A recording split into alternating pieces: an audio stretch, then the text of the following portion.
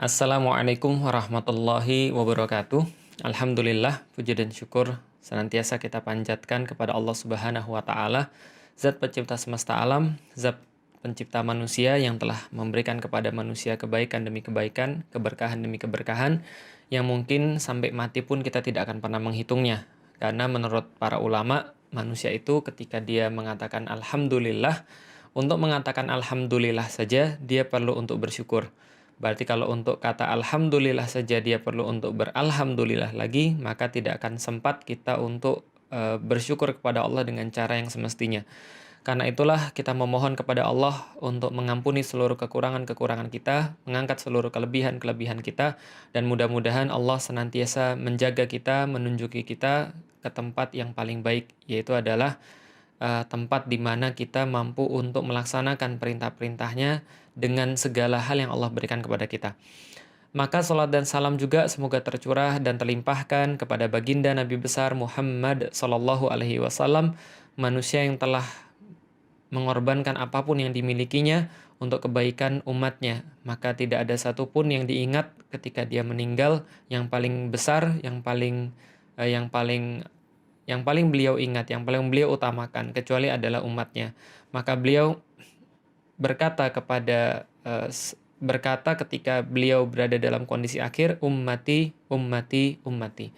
Umatku, umatku, dan umatku.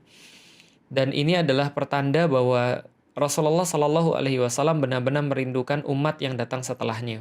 Karena beliau tahu bahwa umat yang datang setelahnya bisa jadi tidak melihat beliau, tapi mereka beriman kepada beliau. Karena itulah umat-umatnya yang datang setelah para sahabat, yang datang sepeninggal beliau, ini mendapatkan keutamaan dengan dianggap sebagai saudara Rasulullah Shallallahu Alaihi Wasallam. Dan mudah-mudahan kita termasuk saudaranya Rasulullah Shallallahu Alaihi Wasallam. Baik teman-teman sekalian, selamat datang lagi di dalam Ngaji Jomblo. Dan pada hari ini, teman-teman sekalian, kita masih melanjutkan kajian kita yang kemarin. Melanjutkan sharing kita yang kemarin. Kok telat 3 menit? Iya, kan untuk menghadapi teman-teman jomblo sekalian, saya harus manicure, pedicure dulu. Lihat aja nih rambut saya dari botak sampai ke punya rambut kayak gini. Berarti ini kayaknya sudah lama banget ya saya bersama teman-teman yang menjomblo. Tapi saya tetap bersabar, karena kalau saya sabar, apalagi teman-teman yang jomblo itu harus lebih bersabar lagi gitu kan ya. Karena ada yang bilang, "Ustadz, ini tangan saya sudah ada sarang laba-labanya, Ustadz." Kenapa? Karena kamu Spiderman? Bukan. Kenapa? Karena ini sudah lama tidak ada yang memegang dengan syar'i gitu kan. Ya, insya Allah itu kita sudah bahas bahwa yang namanya pernikahan hanyalah ujung daripada persiapan. Jadi fase-fase di mana Allah memberikan kepada kita waktu seperti sekarang, ini adalah waktu-waktu persiapan sehingga ketika kita sudah sampai pada waktunya untuk menikah, maka persiapan kita sudah kita lakukan dengan maksimal. Jadi inilah yang harus kita lakukan ketika kita masih dalam keadaan single atau jomblo. Dan mohon maaf teman-teman sekalian, setelah saya cek kemarin itu kayaknya ngomongan saya cepat banget. Dan mudah-mudahan teman-teman tidak terganggu dengan ngomong saya yang cepat, karena itu terjadi automatically, terjadi begitu saja. Jadi saya mohon maaf, dan sekarang saya coba untuk memelankan suara saya. Walaupun teman-teman sekalian ada alasan kenapa saya ngomongnya cepat. Kenapa? Karena ada waktu yang disediakan sama kamera. Kalau seandainya waktunya nggak pas, nanti lebih daripada 30 menit gitu ya. Maka ya kalau seandainya saya ngomongnya agak cepat, tolong nanti lebih dikomprehensi, lebih dipahami. Teman-teman sekalian, kemarin kita sudah bahas tentang khitbah dan ta'aruf. Jadi kita sudah bahas tentang bagaimana sih kita meminta seorang perempuan, atau dari perempuan meminta seorang laki-laki. Ada yang bertanya, sebenarnya boleh nggak sih ketika kita meminta seorang laki-laki untuk menjadi pasangan kita? Jawabannya adalah sangat boleh sekali teman-teman sekalian. Karena di dalam Islam itu tidak membatasi seorang perempuan untuk minta duluan kepada seorang laki-laki. Begitulah yang terjadi pada Bunda Khadijah kepada Rasulullah Muhammad. Maka Bunda Khadijah yang lebih dulu mengambil inisiatif untuk bertanya kepada Nabi Muhammad SAW. Dan bagi perempuan pun nggak ada masalah. Justru yang harus malu itu apabila perempuan tadi melakukan proses pacaran atau melakukan proses-proses yang tidak diridhoi oleh Allah. Jadi coba kita arahkan malu kita itu adalah pada syariat. Loh kalau misalnya pun tidak diterima, itu tidak ada kurangnya pada perempuan itu. Dia belum diapa-apain, dia bahkan belum di-flirting, dia bahkan belum untuk digoda dan segala macamnya. Jadi boleh-boleh saja. Dan kita sudah bahas itu tentang bagaimana prosesnya mulai dari memilih filter pilihan, lalu kemudian menyampaikan pada perempuan, lalu kita juga sudah menyampaikan bahwa harus sepengetahuan orang tuanya, karena dalam khitbah dan ta'aruf itu ada masa yang sudah ditentukan sampai dengan titik pernikahan. Kalau titik pernikahannya belum ada, perbaiki proses ta'aruf dan khitbah Anda, karena khitbah dan ta'aruf itu mesti jelas, tidak boleh berlarut-larut, tidak boleh dibiarkan menggantung begitu saja. Islam sangat mengutamakan kejelasan. Kalau Anda bisa, kalau Anda nggak bisa, ya nggak bisa. Kalau misalnya terjadi satu problem yang salah satunya akan kita bahas pada sharing kita kali ini, maka problemnya dikasih tangguh, dikasih waktu. Berapa lama kita mau ngurusin problem ini? Kalau orang tua kita nggak setuju, maka berapa lama kita kasih waktu supaya kita bisa meyakinkan orang tua kita? Kalau nggak bisa, berarti kita harus move on dengan cara yang lain. Kita harus move on dengan kemudian proses yang lain. Nah, artinya bisa jadi itu bukan jodoh. Nanti kita juga akan bahas tentang apa yang dimaksud dengan jodoh dan apa yang dimaksud dengan yang bukan jodoh. Tapi teman-teman sekalian, yang pengen saya sampaikan di sini adalah Islam itu sangat mengutamakan kepastian. Islam itu sangat mengutamakan fitrah laki-laki dan fitrah perempuan. Dan dalam hal ini, Islam berusaha melindungi perempuan yang dalam titik ini memang tidak terlalu punya keuntungan. Jadi gini, ada yang bilang perempuan tuh nggak perlu dilindungi, pokoknya kita sama dengan laki-laki. Iya, teman-teman boleh berpendapat seperti apapun, tapi teman-teman sekalian, dunia ini kadang-kadang memang nggak adil. Salah satu ketidakadilan dunia adalah laki-laki berbeda dengan perempuan. Dalam tanda kutip tidak adilnya ya maksudnya ya. Jadi dalam tanda kutip dunia itu tidak adil. Kenapa? Karena dalam dunia ini Allah memberikan sebuah fitrah. Di dalam Al-Quran Allah katakan bima fadallallahu ba'duhum alal ba'd. Karena Allah telah melebihkan laki-laki di atas perempuan dan perempuan juga ada lebihnya di atas laki-laki. Ini namanya fitrah. Maka fitrahnya perempuan itu adalah ketika dia terlibat satu interaksi bersama laki-laki dan kalau terjadi sesuatu yang tidak diinginkan, maka dia dalam tanda kutip rugi. Sedangkan laki-laki tidak kehilangan apapun. Secara kedokteran pun begitu. Laki-laki tidak kehilangan apapun, sementara perempuan selalu dalam pihak yang dirugikan. Nah, maka teman-teman sekalian, ibarat kalau seandainya kertas dan pena, maka perempuan adalah kertasnya, laki-laki adalah penanya. Salah satu dalam tanda kutip ketidakadilan dunia adalah laki-laki dinilai dari masa depannya, perempuan selalu dilihat masa lalunya. Ini adalah sesuatu yang harus kita ketahui. Maka jangan sampai teman-teman sekalian hal-hal yang kayak begini itu terjadi pada perempuan. Maka dalam proses khitbah dan ta'aruf, posisi perempuan ini sangat-sangat dihormati sekali, sehingga kalau terjadi sesuatu maka perempuan tuh nggak rugi sedikit pun. Dan laki-laki juga nggak rugi sedikit pun. Maka tadi sudah kita bahas ya, khitbah ta'aruf itu harus ada orang tua yang sepakat. Lalu kemudian harus sudah ditentukan tanggalnya sehingga nggak terjadi berlarut-larut, nggak terjadi modus pacaran syariah. Dan yang kedua adalah tidak terjadi khalwat di situ, sehingga tidak terjadi potensi-potensi yang memungkinkan hal-hal maksiat itu bisa dibuat di situ. Maka ini adalah tentang khitbah dan ta'aruf. Nah, banyak teman-teman yang kemudian bertanya, gimana kondisinya kalau seandainya orang tua kita nggak setuju dalam proses itu? Nah, hari ini kita coba akan bahas tentang bagaimana cara kita memantaskan diri supaya kita bisa masuk dalam proses itu. Agak setback kelihatannya, tapi sebenarnya ini perlu dibahas karena ini termasuk dalam fase khitbah dan ta'aruf. Oke, lihat. Saya sudah pernah cerita, dan inilah saatnya saya mendalami apa yang saya ceritakan kepada teman-teman sekalian. Saya masuk Islam tahun 2002. Dalam keadaan saya pacaran, dalam keadaan saya punya calon lah ibaratnya. Saya pacaran sudah 4 tahun, selama 4 tahun itu saya membina hubungan dengan perempuan ini dan saya serius, dalam tanda kutip lagi, serius versi saya yang belum masuk Islam. Serius versi saya yang melihat segala sesuatu dengan persepsi yang bukan persepsi Islam. Selama 4 tahun saya serius untuk menjadikan dia sebagai calon pasangan hidup saya. Yang saya nggak tahu adalah kapan saya menikahi dia. Karena ya seperti laki-laki yang nggak jelas lainnya yang pacaran, saya bilang sama dia, nanti kita nikah kalau kita sudah siap. Lalu sekarang ngapain? sekarang persiapan gitu kan ya. Itulah modusnya laki-laki. Saya nanti nikahi kamu kalau kita sudah siap. Kapan siap itu? Nggak definitif. Indefinitif. Kenapa? Karena siap itu bisa jadi diukur dengan lulus kuliah, which is masih beberapa tahun lagi, lalu kemudian belum lagi nanti dia kemudian punya kuliah, dia punya pencapaian-pencapaian dalam kuliah, saya harus cari kerja, saya harus mapan, dalam tanda kutip saya harus punya tempat tinggal dan segala macamnya, maka ini sama sekali nggak jelas. Nah, ketika saya pacaran itu, lalu kemudian saya masuk Islam pada tahun 2002, maka saya bilang sama bapak saya, Felix sekarang sudah masuk Islam dan Felix meyakini bahwa pacaran tidak boleh. Maka Felix mau nikah. Bahasa Palembangnya Felix mau kawin. Bapak saya bilang dalam bahasa Palembang, kanji kau mesum kamu ya. Saya masih ingat banget. Dan itu tanda bahwa bapak saya nggak percaya pada saya sama sekali. Dan dia bilang berikutnya, gila kau kamu gila ya. Kenapa? Karena dia tidak melihat kesiapan saya tidak melihat pada saya kesiapan sama sekali. Maka dia tidak memperbolehkan, dia hanya menganggap ucapan saya itu seperti ucapan orang-orang yang cinta monyet. Orang-orang yang ya cuma ini aja, cuma ngomong, cuma ngelantur aja, mabok.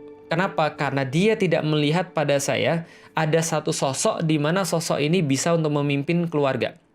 Di mana sosok ini bisa untuk mengambil anak orang, lalu kemudian bisa bertanggung jawab pada anak orang. Jelas ya sampai di sini ya. 2002 itu yang saya alami, akhirnya saya merasa sakit hati waktu itu sama bapak saya. Tapi saya baru ngerti kenapa, karena memang saya belum siap pada saat itu. Andai kan saya paksakan pun, mungkin rumah tangga saya nggak seperti sekarang. Maka ketika saya mendapati bapak saya punya pandangan seperti itu, maka saya selain sakit hati, selain sakit hati, saya introspeksi. Apa yang menyebabkan bapak saya ini nggak bisa menerima saya?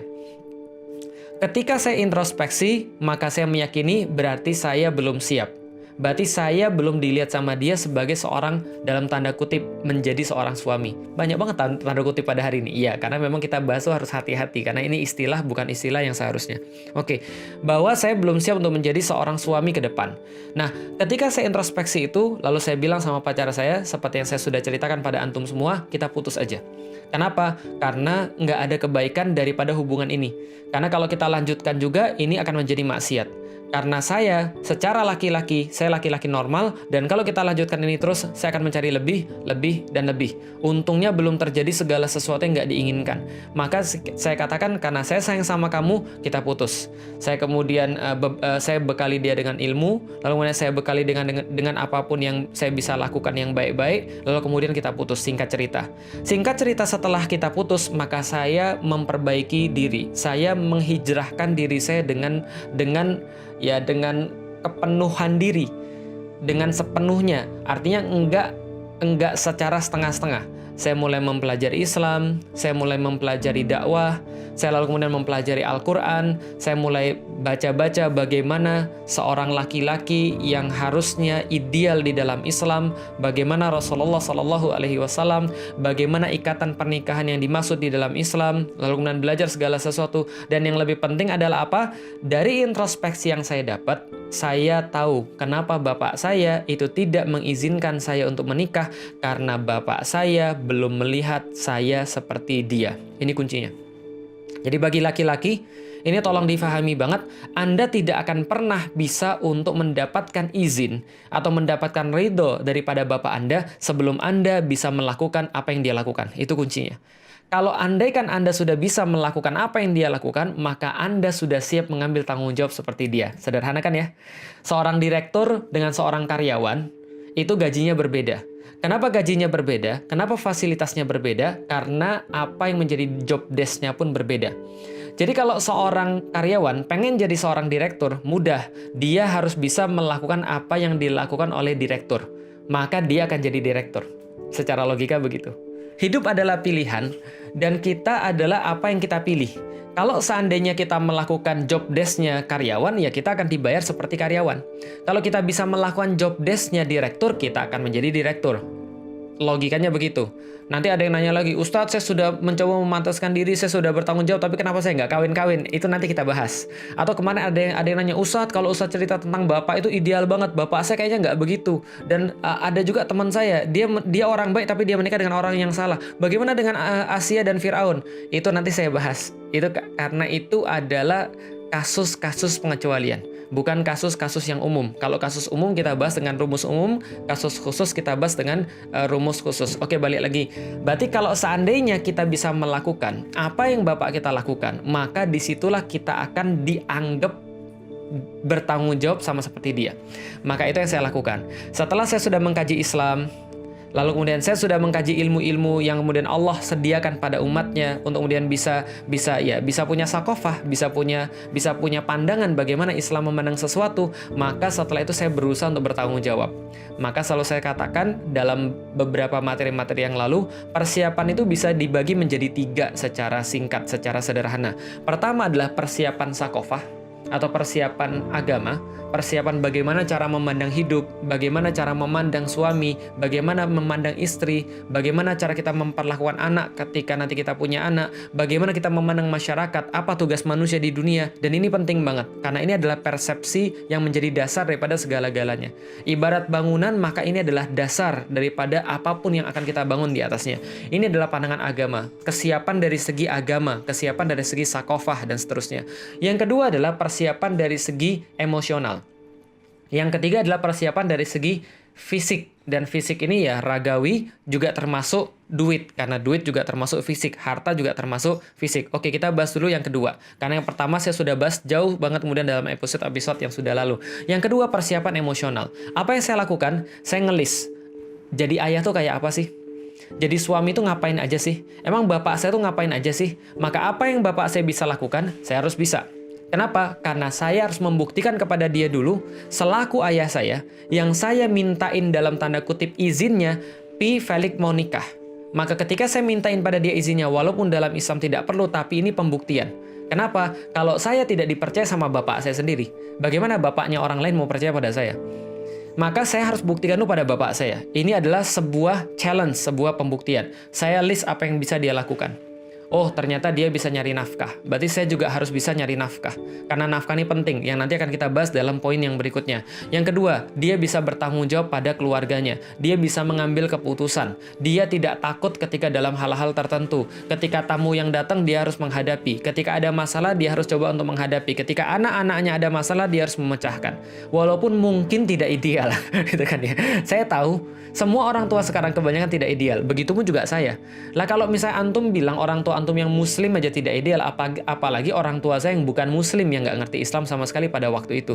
Jadi ya kita harus tahu bahwa kita kadang-kadang tidak selalu dalam situasi yang ideal. Dan memang begitulah dalam kehidupan. Kita nggak selalu dalam situasi yang ideal. Yang kita lakukan adalah mencoba mengubah situasi itu jadi ideal.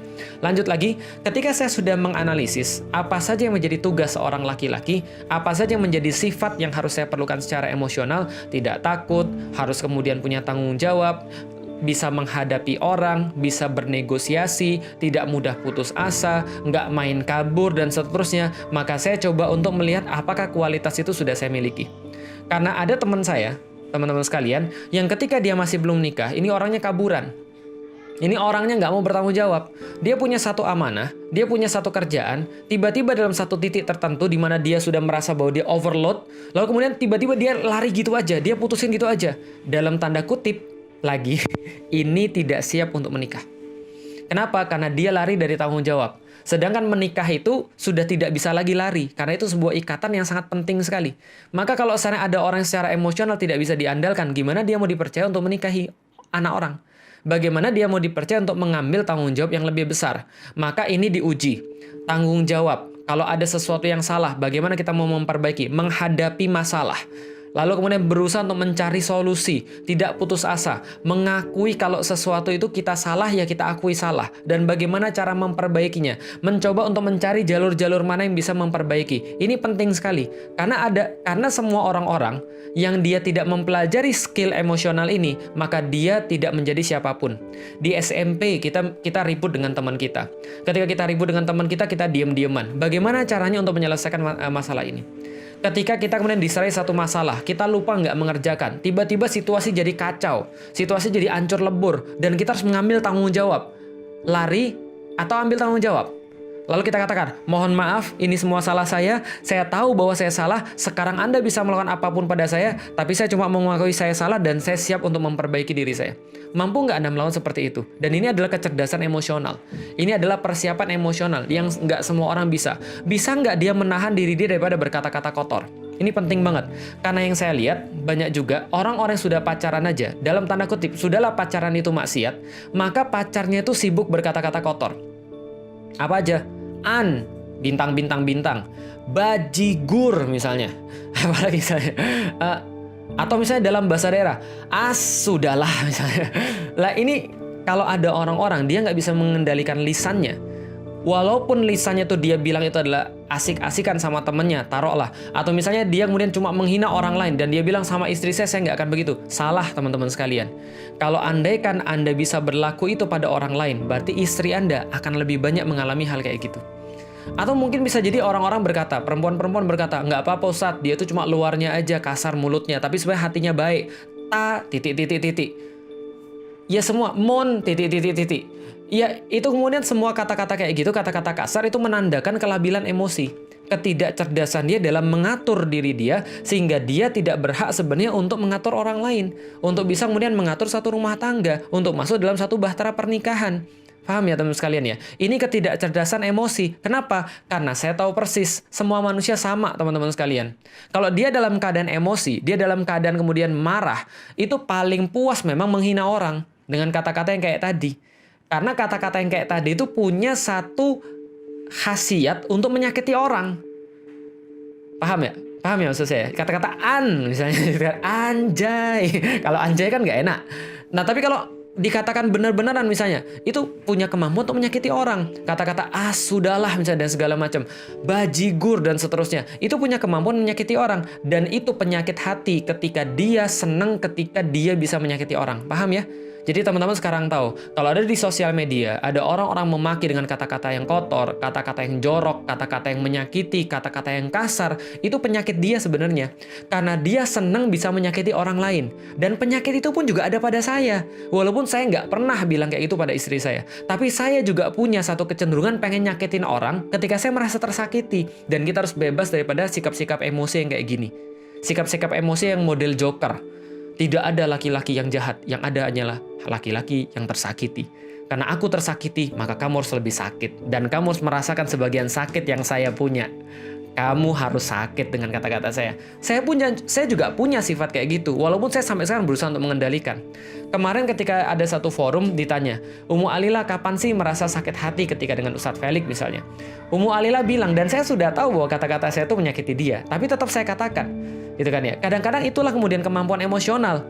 Saya aja yang berusaha untuk membuat lisan saya nggak mengucapkan kata-kata kotor dan kasar, selalu punya cara untuk bisa menyakiti istri saya. Lalu kemudian ketika Ummu Alila ditanya, kata-kata apa-apa itu misalnya? Contoh misalnya, walaupun ini kadang-kadang bisa dimengerti, tapi tetap aja nggak boleh. Contoh, suatu waktu Ummu Alila tuh masak buat saya. Saya tuh sudah bilang sama istri saya pada satu waktu, kalau kamu masak mbok ya sesuatu yang saya suka, sesuatu yang saya favorit. Misalnya apa? Ya misalnya contoh mie misalnya. Lalu misalnya apa dan segala macamnya. Tiba-tiba ketika satu waktu mungkin saya lagi capek atau apa, saya pulang, saya nggak menemukan makanan yang saya suka. Sedangkan di meja makan tuh makanan-makanan dia semua. Apa makanan-makanan dia? Ya makanan-makanan dia dalam tanda kutip. Yang dulu saya mungkin nggak pernah komplain. Yang dulu ketika khitbah dan ta'aruf mungkin saya nggak pernah komplain. Tapi begitu kemudian saya pulang dan saya nggak menemukan makanan yang saya suka, saya bilang pada dia, Umi ini masak buat siapa sih? Itu nyakitin dia banget. Lah kenapa? Dalam pernikahan nanti, penganiayaan kepada perempuan itu bukan hanya penganiayaan fisik, tapi juga penganiayaan verbal. Bahkan bisa jadi seorang laki-laki itu nggak ngomong tapi menyakiti istrinya. Bisa jadi dengan sikapnya dia menyakiti istrinya. Ini kecerdasan emosional. Dan ini yang paling sering mengakibatkan parahnya dalam rumah tangga. Mengakibatkan rusaknya rumah tangga. Kenapa? Karena penganiayaan secara verbal dan non-verbal atau kekerasan secara fisik. Kalau seandainya perempuan itu melihat ada laki-laki yang lisannya aja dia nggak bisa kendalikan, kemungkinan besar dia juga nggak bisa mengendalikan tangannya. Kenapa? Karena ini nyambung satu sama lain. Ingat Rasulullah Shallallahu Alaihi Wasallam berkata, al muslimu man salimal muslimuna min lisani wal yadih. Sesungguhnya seorang muslim itu adalah yang bisa menyelamatkan muslim yang lain dari lisannya dan dari tangannya. Pengendalian tangan pertama kali karena pengendalian lisan. Karena keduanya lisan dan tangan ini sama-sama dikendalikan oleh persepsi kepala, emosional. Maka teman-teman sekalian, ini kecerdasan emosional yang harus kita sampaikan. Maka bagaimana kita bisa untuk mengatakan bahwa seseorang itu siap nikah apabila ketika dalam satu situasi dia nggak suka tiba-tiba yang keluar dari mulutnya adalah kata-kata yang kotor untuk menyakiti orang. Nggak ada kan kata-kata yang baik untuk kemudian yang dia keluarkan untuk menyakiti orang. Contoh misalnya, beruang. Kan nggak ada. Semangka. Nggak ada. Atau misalnya yang unyu-unyu yang lain lagi, misalnya contoh apa lagi misalnya, squishy. Nggak bisa. Kenapa? Karena pasti yang kata-kata yang dikeluarkan itu untuk menyakiti orang lain. Maka ini penyakit emosional, ini penyakit hati. Nah, orang-orang yang tidak cerdas secara emosional, wajar aja dia tidak diizinkan untuk menikah. Kalau orang tuanya aja itu nggak percaya sama dia, apalagi orang lain. Dan Anda nggak bisa kemudian tuh beralasan satu sama lain. Ustadz, saya begini karena bapak saya kasar. Kan sudah saya bilang, termasuk salah satu kecerdasan emosional adalah bahwa Anda tidak menyalahkan orang lain atas maksiat yang Anda lakukan. Ingat teman-teman sekalian, kita nggak bisa melegitimasi satu maksiat yang kita lakukan karena sekedar orang lain melakukan maksiat yang sama. Enggak, karena saya disakiti maka saya pantas untuk menyakiti. Karena dia berbuat kasar pada saya bisa berbuat kasar pada dia. Karena dia kemudian sudah berlaku buruk pada saya, maka wajar ketika saya berlaku buruk sama dia. Islam tidak mengenal seperti itu. Maka Islam menasihati sebaliknya, idfa billati hiya ahsan. Maka coba balaslah keburukan-keburukan yang orang lakukan kepadamu dengan kebaikan. Tidak usah mengikuti keburukan dengan keburukan. Kenapa? Nggak ada habisnya.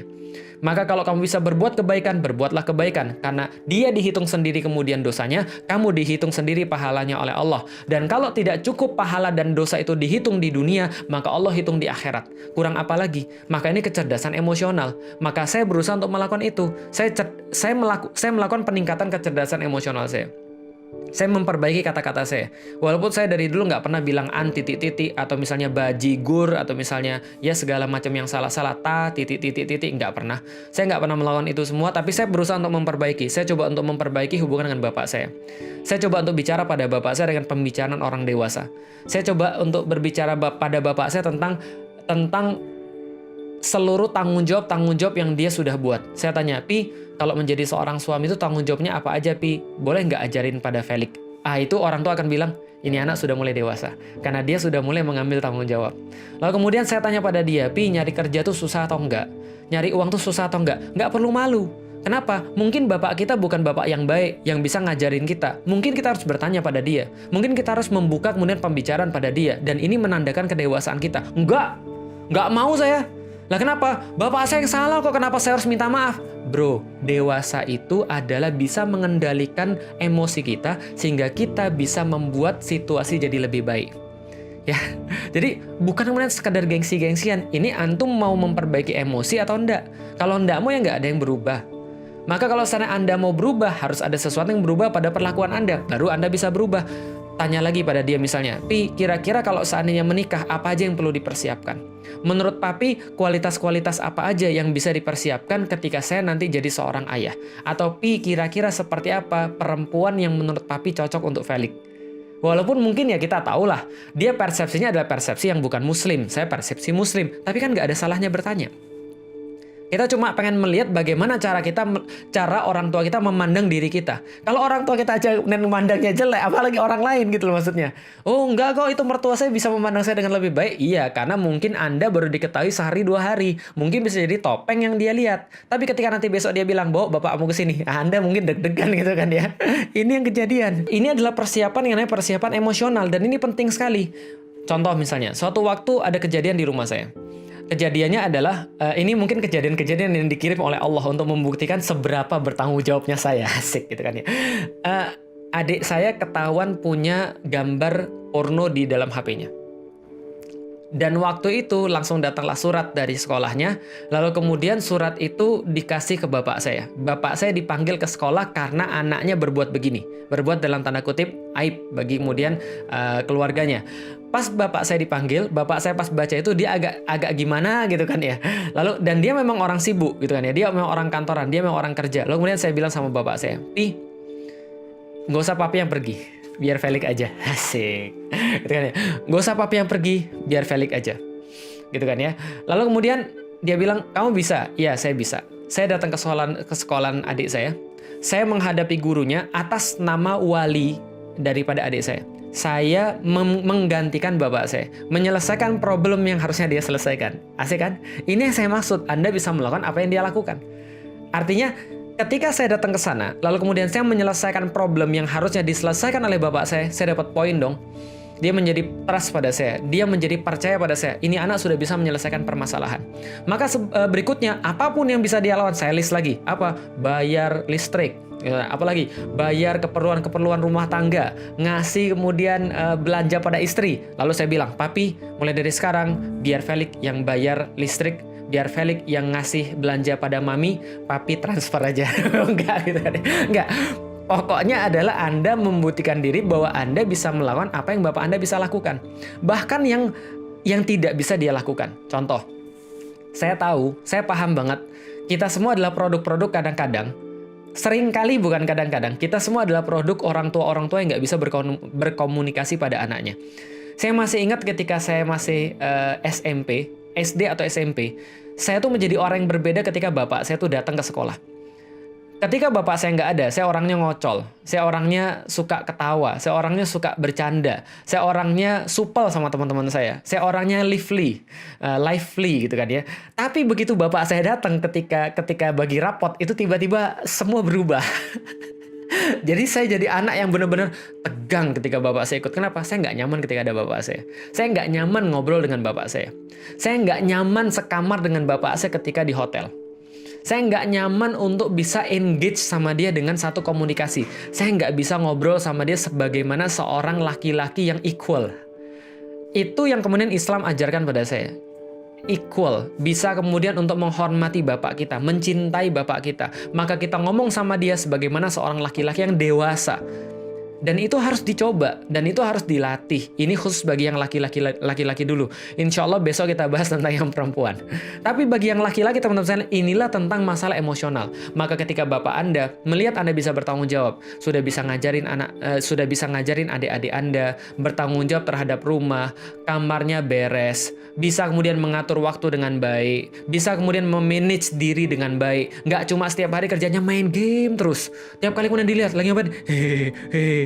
Push rank, main Mobile Legend atau PUBG, nggak habis-habis, teriak-teriak, segala macam kata-kata yang buruk keluar, segala macam caci maki, dia ngomong sama temennya nggak bisa dikendalikan dirinya. Lah kalau misalnya seperti itu, gimana orang tua Anda mau percaya sama Anda harus bisa mengambil tanggung jawab yang lebih.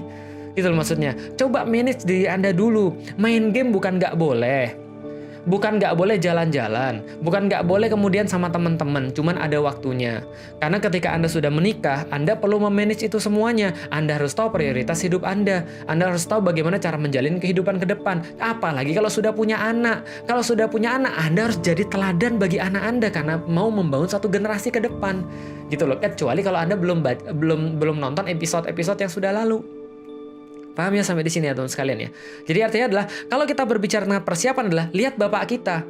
Nanti ada yang protes lagi, bapak gue Stat nggak kayak gitu, nggak bertanggung jawab Stat. Kan sudah saya bilang, bapak saya juga bukan muslim. Saya nggak bisa mengambil seluruh hal yang ideal daripada bapak saya. Tapi poinnya adalah kalau Anda nggak bisa meyakinkan bapak Anda sendiri, maka Anda nggak bisa meyakinkan bapak orang lain. Gitu loh maksudnya. Artinya kalau seandainya Anda nggak bisa berdamai dengan ayah Anda yang Anda lihat kurang ideal, bagaimana Anda bisa meyakinkan orang lain? Dewasa itu adalah bisa bersikap bukan hanya pada kondisi ideal, tapi Anda bisa menyelesaikan dalam kondisi-kondisi yang tidak ideal. Di situ kualitas Anda sebagai seorang laki-laki itu teruji. Ya, jadi artinya adalah teman-teman sekalian balik lagi, kalau kita nggak bisa meyakinkan bapak kita, maka kita akan pesimis bisa meyakinkan yang lain. Bagaimana cara meyakinkan dia? Walaupun dia orangnya nggak bisa diandalkan, walaupun bapak kita nggak ideal, walaupun bapak kita tidak sama sekali mirip dengan Rasulullah, walaupun bapak kita taruhlah begal, lalu bapak kita adalah orang-orang yang sama sekali nggak punya kualitas dalam kehidupan dia, tapi manusia tetap manusia dan dia tetap bapak kita, dan kewajiban kita cuma menunjukkan yang terbaik pada dia. Berlaku terbaik pada dia karena seperti Allah perintahkan, sedangkan kewajiban dia berbuat yang terbaik pada kita. Kalau kita sudah melakukan kewajiban kita pada dia dan dia tidak melakukan kewajiban dia pada kita, biarlah semuanya kita serahkan pada Allah. Yang penting kita sudah melakukan tugas-tugas kita. Jelas ya? Kalau misalnya pun nggak bisa dilihat, carilah bapak yang lain yang sudah melakukan tugasnya. Atau paling tidak, lihatlah Rasulullah. Bagaimana Rasulullah kemudian menjalani kehidupannya. Kalau setidaknya kualitas kita sudah hampir-hampir mirip, mudah-mudahan kita sudah bisa meyakinkan bapaknya orang lain. Jadi itu adalah cara meyakinkan orang tua kita, itu menyelesaikan banyak permasalahan. Hari ini kita bahas tentang laki-laki, besok kita bahas tentang perempuan, dan beberapa pertemuan yang lain kita akan bahas tentang apa hal-hal yang membuat kita tertunda dalam khitbah dan ta'aruf, sehingga nanti bisa diselesaikan. Baik teman-teman sekalian, ini aja yang bisa saya sampaikan pada hari ini. Mohon maaf kalau saya terlalu lama, dan saya simpulkan, ada 3 persiapan yang harus dilakukan oleh laki-laki maupun perempuan untuk bisa menikah. 1, persiapan sakofah atau persiapan agama, persiapan din. Yang kedua, persiapan emosional. Yang ketiga adalah persiapan harta atau fisik, yang nanti akan kita bahas insya Allah. Dalam persiapan emosional yang kita emphasize pada hari ini, coba teman-teman sekalian tingkatkan kualitas-kualitas kita sebagai seorang laki-laki. Ingat, akal kita itu akan mewujud pada lisan, akan mewujud pada tangan, akan mewujud pada perilaku-perilaku kita. Maka kendalikan perilaku-perilaku kita. Manage waktunya dengan baik. Manage lisannya dengan baik. Coba untuk bertanggung jawab. Ambil hal-hal yang bisa dilakukan oleh orang tua kita. Mulai ambil tanggung jawab itu untuk jadi tanggung jawab kita. Insya Allah dengan cara seperti itu, ibu kita paling tidak akan ngerekan. Kalau bapak kita nggak mau ngerekan, lalu kemudian ibu kita yang nanti akan menjadi influence bagi bapak kita, yang nanti akan menggoda atau kemudian bukan menggoda, yang akan menjadi juru bicara kita di depan ayah kita, supaya nanti kita dimudahkan oleh bapak kita untuk kemudian diizinkan menikah. Itu yang mau saya bahas dalam urusan kali ini, masih dalam bab menikah karena Allah, part khitbah dan ta'aruf, subpart meyakinkan orang tua. Baik, makasih. Kalau ada saran dan kritik boleh nanti disampaikan di komen di YouTube. Nanti insya Allah ini akan saya rekam, lalu kemudian akan saya publish di YouTube. Komen silakan tulis di saran, kritik atau pertanyaan silakan tulis di komen YouTube supaya saya bisa baca. Walaupun nggak bisa saya jawab secara tulisan, akan saya jawab dalam kajian-kajian atau sharing-sharing seperti ini. Kalau ada yang salah, saya mohon maaf. Ada yang baik hanya berasal daripada Allah Subhanahu wa Ta'ala. Kalau seandainya teman-teman menganggap bahwa materi ini baik, materi ini bagus, dan materi ini bermanfaat bagi teman-teman sekalian, boleh untuk di-share pada yang lain. Karena kenapa? Karena kalau semakin banyak orang yang paham tentang hal seperti ini, kebaikan seperti ini, maka insya Allah proses ini semakin mudah untuk dilakukan. Siapa tahu besok nanti akan Anda bertaaruf dengan orang-orang yang sudah pernah nonton sehingga pandangannya sudah sama. Baik, Assalamualaikum warahmatullahi wabarakatuh. Dah.